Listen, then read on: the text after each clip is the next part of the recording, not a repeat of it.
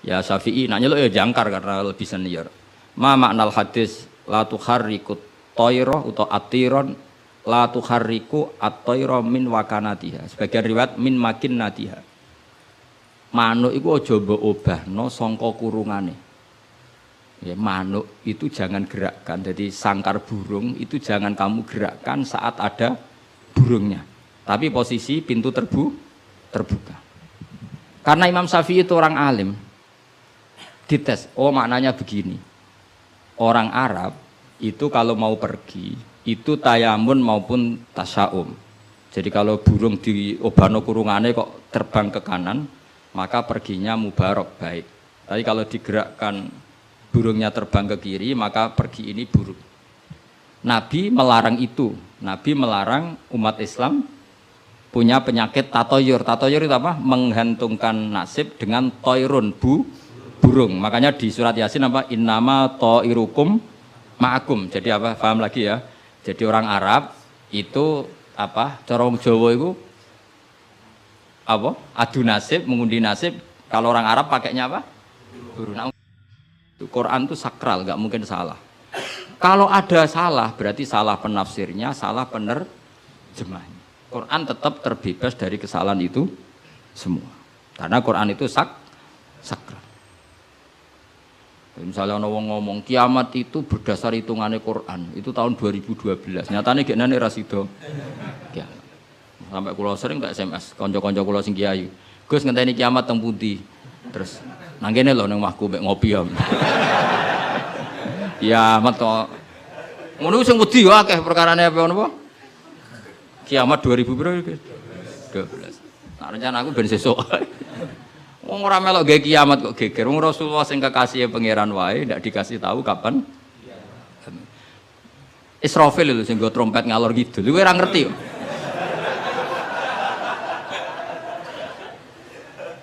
Padahal dia kepengen nang kiamat ben tugasnya selesai. Iku era. Nah, artinya begini. Barokahnya para mufassir, para peneliti Quran. Itu enggak mungkin tafsir yang diutarakan ulama itu enggak detail, itu enggak mungkin. Karena ya ini perbandingannya. Sayyid Muhammad sampai Sayyid Alawi, Sayyid Abbas sampai Sayyid Zaidi Dahlan sampai Syekh Khotib Minangkabau, saya semuanya itu detail sampai iki Quran iki turun pas Nabi teng dalem, iki Nabi pas tindakan. Iki Quran turun pas dalu, iki Quran turun pas rino. Dengan tradisi sedetail itu kan enggak mungkin salah dalam memaknai. Ora koyo kowe. Ning Quran ono kok ayat piro mbah lali pokoke ono. Lah ngono kok dadi mufassir piye? Tugale bantah-bantahan Bahsul Masail. Pokoke ono kitabe. Lah yo kitab apa? Jenenge wae lho lali. Kok halamane jenenge wae. Padahal ulama dhisik, ayat iki turun pas Nabi tindak, turunnya pas bengi, pas musim dingin, pas musim panas. Dengan pengetahuan sedetail itu, kemungkinan salah itu kecil. Jadi sampai dibakas. Al-Khadori wa Safari, cara kowe kan gunane apa dibakas ning omah mbek wis ra bakat ngalim, teke wis elek. Sajane kan iso ditebak, misalnya ngene, kowe tukaran mbek bojo ge apan? Setengah tahun sangka kawin ini salamat. Umur-umur bulan madu kok wis tukaran. Tapi nak kowe sering tukaran mbek bojo sering jok piro bar 10 tahun. Normal iku. Jak melarat 10 tahun wis bosen. Dadi pancen wis wayahe brontak. Kan orang kan bisa diukur ngamuke kapan. Misalnya aku bertukaran mbek bojo, lah kawin perang dino seminggu. Wah, salamat. Al bidayah lahian nihaya wong kawitan umur-umur bulan madu kok wis tukaran. Tidak bar 10 tahun itu kesunatan cara kowe. Sing kuat tidak melarat. 10 tahun iso. Nak kuat ya bojomu kelainan, wis kelainan. Dadi iso diukur. Tunggale ngiyai. Ngiyai semangat. Iku mesti ngiyai pertama setahun rong tahun. Nunggu wis suwi mesti wis biasa. Perkara wis bosen, semua keinginannya agak kesampaian. Pas latihan kiai kan bayangno masyarakat nurut kabeh, ngaji kabeh. Bareng puluhan tahun masyarakat tetap biasa-biasa wae. Sesuai kan style kendo. Jebule padha wae. Nek semangat pertama mesti semangat. Nah takon imam masjid itu semangatnya mau pirang bulan. Puan den istiqomah jamaah jebule reaksine tetap soft awal tok. tambah istiqomah tetep ae saf awal, malah kadang merotoli. Sesuk mesti mikir, tak rewangi ngene yo. Reaksi publik ya pancet, sesuk mengendorkan diri. Akhirnya gawe wakil. Ya wakil sesuk mulai dimami santri ya suwe-suwe santai. Iku sing bener, mulai bener ya iku. Mereka tambah semangat mesti tambah kecewa, orang kok tambah. Makanya itu uniknya Quran, ketika Rasulullah terlalu semangat itu malah mbek pangeran didawi la'allaka baghiun nafsak. Muhammad kowe aja terlalu iku menggebu-gebu oleh dakwah. Mergo untuk iman ora iku wis iku urusanku. Sementing kowe dakwah standar wae. Aja sampai baghiun nafsak rusak awakmu dhewe. Tapi nak kanggo kiai pemula enggak baik niru saya. Saya itu terlalu rileks. Kiai semula CN semangat ben duwe status mau. Nah, kalau kan statusnya saman lah. Semangat terus semangat terus mohon aman lah pokoknya. Jadi akhirnya pangeran sakit kanjeng Nabi karena terlalu apa? Tapi itu justru nunjukno Rasulullah betapa sangat mencintai umatnya. Beliau tersiksa kalau orang tidak dapat hidayah. Sampai la'allaka baghiun nafsak, sampai kata mufassir muhlikun nafsak. Nabi hampir tarodda anil jibal. Sampai pernah berencana cuek lah. Terus sampai Allah dikandani, sudahlah masalah hidayah itu saya.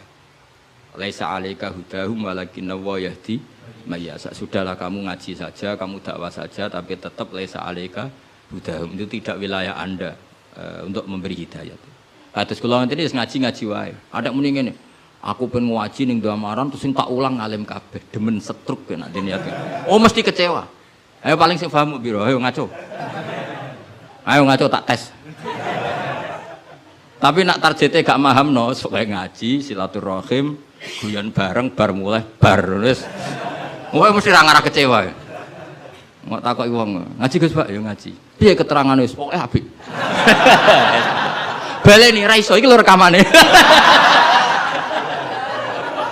Ayo kelakuanmu ngono to, kira-kira. Jawab. Ayo jajal tanpa rekaman baleni. Nek ra ngelantur. Lah misalnya terus kiai ini diambisi ngaji muridnya paham. Kira-kira demen kecewa ta? Lah bojo yo ngono tak wari. Ana wong kepengin bojone iku sholihan, riman, ra bantah. Demen kecewa. Kowe iku sapa? Wong mbok cukupi wae jek bantah mun ora mbok. Pokoke ditarget bojo iku penting wedok, nak salat madhep ngulon. Ya wis kok. Iku mesti gak gampang kecewa. Lho kula es kiai, bojo kula yo ning. Ya aku narjetno bojo pokoke urip, salat, seneng. Dadi ora usah bayangno teko lunga disambut, terus digodhogno banyu nggo teh, mbok disiramno ya. Demen kecewa, apa? Demen kecewa. Pokoke angger teko takoki, jek urip, Dik. Alhamdulillah bojoku isek urip. Misale kok minggat mulai, Mas aku semula nang wong tuaku. Melok kowe ya melarat atau melok wong tuaku. Alhamdulillah Dik ge cerdas. Tahu sing pantes dieloki. Jan cara hukum melok wong fakir iku kebodohan. Melok wong tua sing sugih itu kepintaran. Tanggapi secara ilmiah. Kok ngergoni wong lanang ujug-ujug mulai. Ndak ini kamu punya istri yang menghormati ilmu. Di mana-mana melok wong fakir ora enak. Melok wong tua sing sugih iku enak. Berarti bojo pinter ta goblok? Pinter. Jadi sing syukur ya. Alhamdulillah Dek kok pinter. Kowe genane melok aku fakir 5 tahun aku ya jagal. Wong kok gobloke ngono. Jadi jek kowe mulai iki. Lah misale ki dirafak. Wis Mas tak rafakno Mas, aku pegat Mas ngene-ngene. Ya ngomongi ngono. Nak pancen kowe entuk sing luwih apik timbang aku. Ya piye meneh. Tapi iku kan barang sing ora mesti. Sing karuan mesti iku ya aku iki wis bojomu. Terangno. Mengejar barang ra mesti iku bahaya. Terangno. Tapi nak bojo menjawab ngene, fakirmu wis mesti.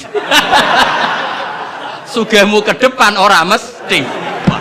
Nak adu al yakin la yuzalu bisak. Baru saiki malah ngaji usul fikih. Ngaji kaidah fikih al yakin la yuzalu bisak. Malah debat.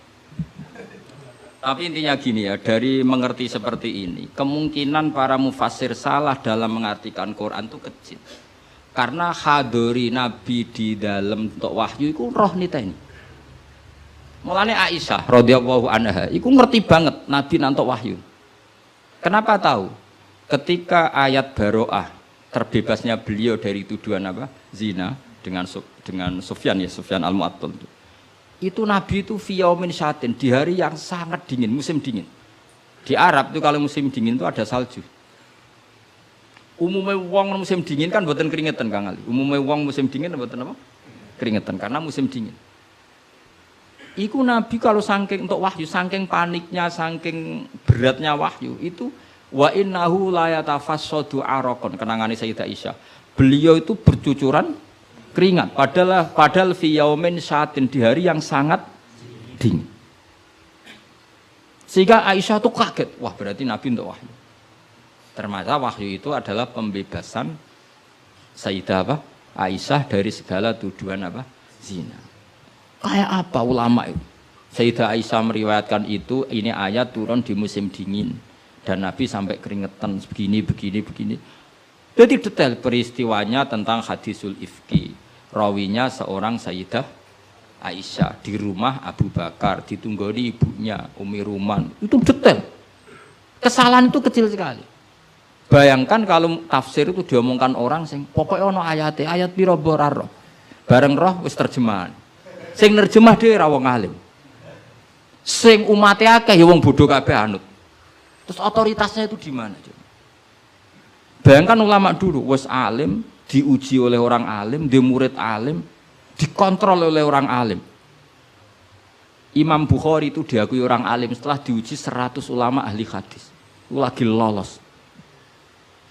Saiki ora, wong bodoh kabeh ngaji, iku niate ngaji mau golek barokah, ora golek paham. Mergo wis ngerti nek ora bakal paham. Dadi akhirnya ya realistis ae. Takoki kene apa ngaji sing untuk barokah. Semangkone kok nguri ora paham. Mau kenangane ngaji, ngajine rame, wis ngono tok. Mbak sapa mbah kok nguri rapati krungu. Padahal umpama ngarep lah ya padha ae rapati paham. Dadi mulane nek rapati paham kok nguri ben alasan nek ora paham. Tapi ngaji ilmu sama ulama dulu tuh ora paham ora iso. Mung dites. Imam Syafi'i itu ngaji Imam Malik itu dites.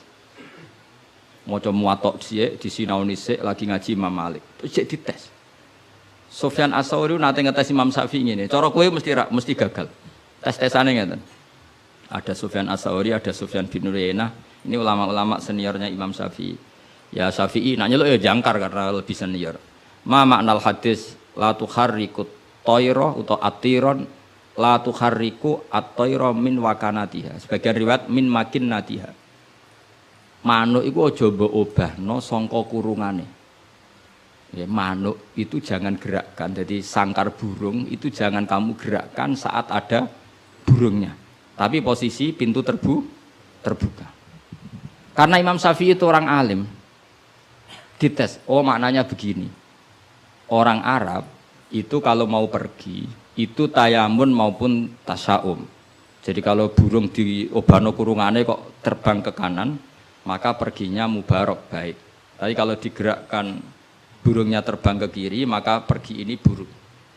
Nabi melarang itu. Nabi melarang umat Islam punya penyakit tatoyur. Tatoyur itu apa? Menggantungkan nasib dengan toirun burung. Makanya di surat Yasin apa? Innama toirukum ma'akum. Jadi apa? Paham lagi ya? Jadi orang Arab itu apa? Corong Jawa itu apa? Adu nasib, mengundi nasib. Kalau orang Arab pakainya apa? Burung. Nah, orang Jawa kan cecek. Misalnya cecek ceblok. Wah, alamat elek ra sida lunga. Padahal sing mesti kan ceceke hati-hati, iku sing mesti nganti. Tapi wong Jawa nafsire kan cecek ceblok, iku berarti celaka ya. Sing celaka ceceke ta wong sing ngape lunga. Tapi cara Jawa ora ya. Ngape lunga ana cecek ceblok gak sido jare alamat apes. Padahal cecek tiba sing mesti kan siji gak hati-hati. Nomor loro iso wae dekne latihan jumping. Ane latihan uji apa? Uji nyali. Nah itu Imam Syafi'i itu paham betul. Adatul Arab itu kalau mau pergi itu menggerakkan sangkar burung yang ada burungnya, kemudian kalau terbang kanan alamat baik, kalau kiri alamat buruk. Lah Rasulullah itu melarang itu. Makanya terus ngendikan la tuharrikut tayra min makin nadiha. Akhirnya terus kata Sufyan bin Uyainah, ya Aba Abdillah, qad analaka antuftiya, kamu sekarang berhak fatwa karena sudah alim. Cara sing ditakoki kowe, aja geman ya manuk mbok obah-obahno. Kurang pegawean tas pundi. Karena uteke wis ora sambung. Lah ya cung aja geman manuk ning kurungan mbok obah-obahno. Mesti jawab sampean, kurang pegawean tapi kok manuk apa? Tapi Imam Syafi'i tahu betul maknanya adalah apa? Rasulullah tidak ingin orang menggantungkan nasib dengan pergerakan burung. Dan itu adatnya orang Arab dulu-dulu. Makanya no inna tatoyarna. Jadi tatoyur itu maknanya apa? Menggantungkan nasib dengan melihat arah terbangnya apa? Burung. Mulane diarani toir. Toir itu dari kata toirun, apa? Burung yang terbang. Kalau terus nanya. Jadi kalau sampean tanya kenapa ini dipelajari Khadori, Safari, Laili, Nahari, Saifi, Sitai dengan otoritas seperti itu maka kemungkinan ulama salah itu kecil karena detail. Jadi misalnya gini, Rasulullah itu suka dahar daging. Ya sudah, kita tafsirkan hanya ada momen di mana Rasulullah itu suka dahar daging. Rasulullah itu sering lapar, ya maksudnya ada momen yang Nabi itu milih lapar. Rasulullah itu suka dahar, ya ada momen yang Nabi itu suka dahar. Tanpa itu nanti makna hadis itu kacau semua. Apa? Kacau semua. Karena makna hadis itu otoritasnya itu terserah kita. Maksudnya terserah kita gimana? Misalnya begini. Awas rungokno, awas sekali salah setengah kafir. Maksudnya kafir swasta, bukan kafir tenan. Enggak, coba misalnya begini, enggak ini saya bedai. Wes akang alillah alhamdulillah. Ittaqu waha, kena makna nih coba, ndak jawab saja. Ittaqu wedya sira kabeh. Takutlah sama Allah. Dengan cara apa coba? Wah, aku mbek Allah wedi terus kabeh melayu menghindari Allah. Tapi lafadz yang sama dipakai ittaqun nisa, takutlah sama perempuan, sama istri serius. Wis takut ora usah dikongkon wis takut. Ada lagi misalnya nyuwun sewu ittaqul hayyah, kamu takutlah ular. Ittaqul faqra, takutlah sama kefikiran. Sama-sama kalimatnya takut, tapi tetap proporsional sesuai makna yang terkait. Ittaqullaha bitaat, takwalah Allah dengan melakukan taat. Justru takwa kepada Allah itu kita harus menuju Allah. Ya saya ulang lagi ya. Takwa kepada Allah itu justru harus menuju Allah. Sehingga monggo mriki, foto mriki. Foto niki sami. Ini saudara antum ini. Ya saya ulang lagi ya.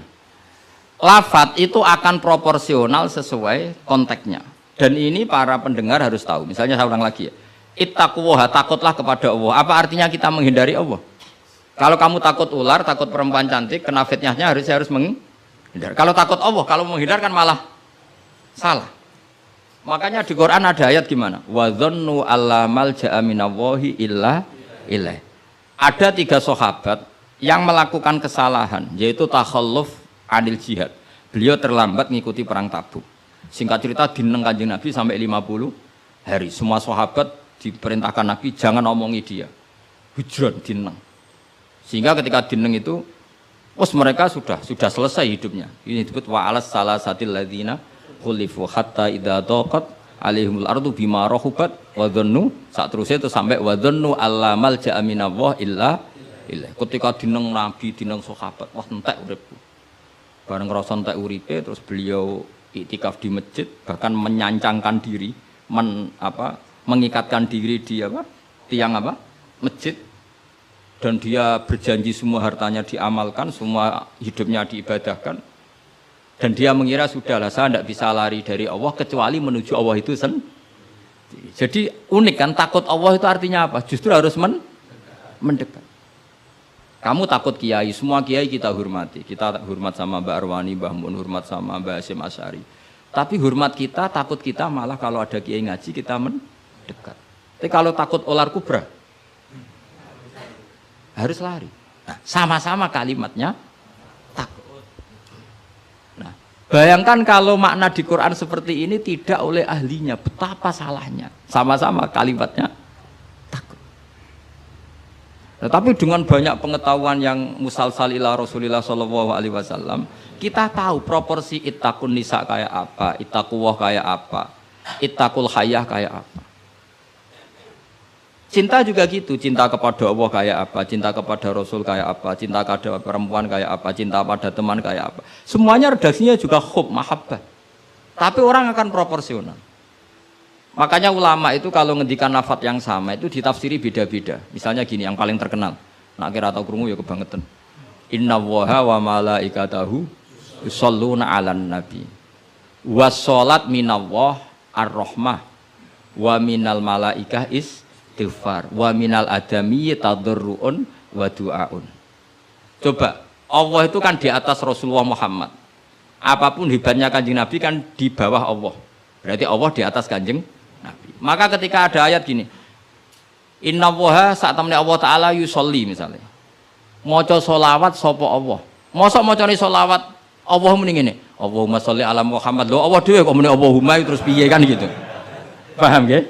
Tentu redaksine Allah ya usolli ala Muhammad, saya menambahkan rahmat kepada, ya langsung jadi usolli ala Muhammad azidu alaihi rahmatan, saya menambahkan dia tak kasih rahmat. Wa minal malaikati istighfarun, ketika seorang malaikat disebut membaca sholawat kepada Nabi, artinya malaikat memohon kepada Allah supaya menambahkan sholawat atau istighfar. Nah kita ini kan wong sombong. Kita semua ini nak wong sombong, nak ndongakno Kanjeng Nabi, wong kowe dhewe nasib ora jelas kok ndongakno wong sing jelas. Ya demen diguyu malaikat. Ya Allah, tolong ya Rasulullah itu jenengan sakit ini nak ora bahaya kafir. Maka ketika kita baca sholawat kepada Nabi itu bentuk tadarruk kita, bentuk DPDP kita. Ya Allah, jasanya Nabi yang begitu banyak, saya tidak mungkin membalasnya. Sehingga urusan balas membalas budinya saya pasrahkan jenengan. Sehingga sholawat dari kita itu pengganti doa jazallahu anna Muhammadan bima huwa ahlu. Balaslah ya Allah Rasulullah Muhammad dengan status yang beliau miliki. Karena kita ini utang jasa tapi tidak berkutik mau balas pakai apa. Sehingga sama-sama sholat. Minallah maknanya pemberian, dari malaikat maknanya istighfar, dari kita maknanya tadarruk. Semuanya katanya sholat. Jadi makna itu pasti ada proporsinya. Ada apa? Proporsi. Dan itu ulama tahu. Sehingga kemungkinan salah itu kecil karena dari awal dianalisis tadi ada ayat khadoriyah, safariyah, lailiyah, nahariyah. Sehingga detail. Nah, barokahnya ngaji ini kamu kemungkinan mufasir ulama dulu salah itu kecil sekali karena tadi terhitung. Bahkan per kalimat itu terhitung.